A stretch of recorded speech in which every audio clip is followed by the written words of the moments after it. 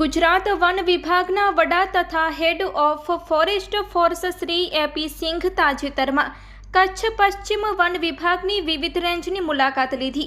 આ અવસરે તેમણે વનકર્મીઓ દ્વારા વન સંરક્ષણ, પર્યાવરણ સુરક્ષા અને જંગલી પ્રાણીઓના રક્ષણ માટે કરવામાં આવતા સ્તુત્ય પ્રયત્નોની પ્રશંસા કરી હતી।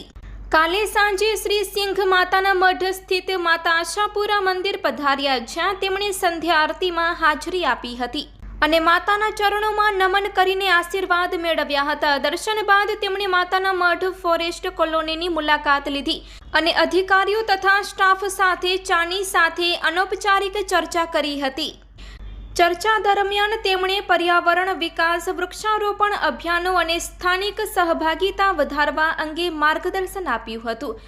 શ્રી હર્ષ ઠાકર ડીસીએફ કચ્છ પશ્ચિમ, શ્રી આયુષ વર્મા આઈએફએસ ડીસીએફ કચ્છ પૂર્વ, Shri Nevil Chaudhari DCF Banni, Shri Jayan Patel DCF social forestry Kutch તેમજ Shri Hasmukh Chaudhari ACF, Shri AG Rebari RFO માતાના મઢ, Shri Priyank Ashara RFO Narayan Sarovar, Shri BN Desai RFO આ તમામ અધિકારીઓ ઉપસ્થિત રહ્યા હતા।